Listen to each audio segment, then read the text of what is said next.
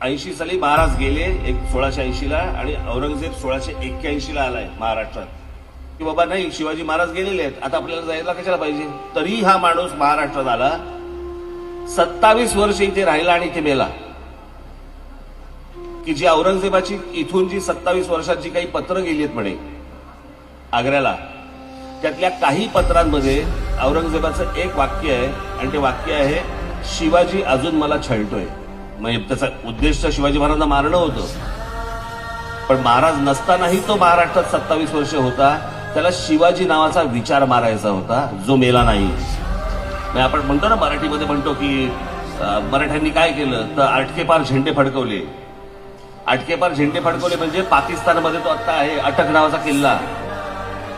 त्या किल्ल्यावर किंवा पाकिस्तानवर काही नव्हतं, पण त्या किल्ल्यापर्यंत मराठा साम्राज्य पोहोचलेलं होतं आणि तिथे त्यावेळेला भगवा